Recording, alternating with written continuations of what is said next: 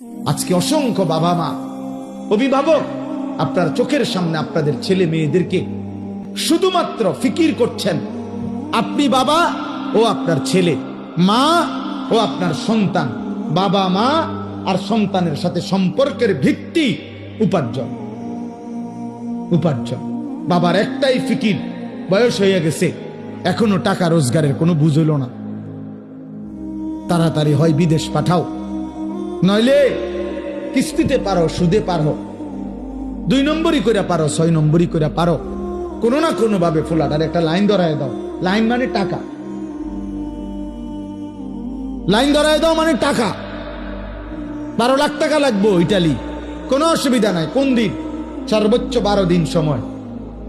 চাচাই ঠিকই জমি বেচ চালাইছে 6 লাখ টাকা, 3 লাখ টাকা সুদে নিছে, 3 লাখ টাকা কিস্তিতে নিছে, নিয়ে 12 লাখ টাকার ব্যবস্থা 12 দিনের মধ্যে ব্যবস্থা হইয়া ফুতে ফ্লাইট হয়ে গেছে। মানুষের দ্বারে বলে দিছে খাস করে দোয়া করবেন, আল্লাহ আল্লাহ করে ফোলাগারে বিদেশ পাঠাইছে। অত সামনে তো আল্লাহ আল্লাহ করে পাঠান নাই, সুদে না পাঠাইছে। আমনে তো আল্লাহ আল্লাহ করে পাঠান নাই, কিস্তিতে পাঠাইছেন, হারাম দিয়ে। হারাম কেন হারাম নিলেন? আমনে লুভি, দুনিয়া লুভি, আমনে সম্পদ লুভি।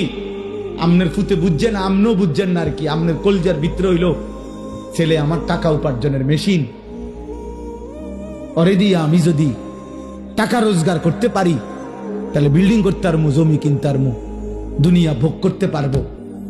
আখেরাত আপনিও ভুলে গেছেন, আখেরাত আপনার সন্তানও ভুলে গেছে। নাহলে ইমানদার মুসলমান, কোন মুসলিম বাবা ইমানদার 1000 বার পৃথিবী থেকে জান যাবে কিন্তু হারাম তো নিতে পারে না, হারাম তো নিতে পারে না। ওই যে বললাম, আমরা এটা বুঝছি যে সন্তানের টাকা পয়সা, সন্তানের কামাই রোজগারির ব্যবস্থা করা এটা আমি বাবার একক দায়িত্ব। এটা আল্লাহ পারবে না। আল্লাহ ছোটবেলায় মার মুখ থেকে দুধ পান করাইছে, এটা যদিও পারছে, ছোট্ট থাকতে পারছে, আল্লাহ 16 বছর 18 বছরের সন্তানকে আর লালন পালন করতে পারবে না।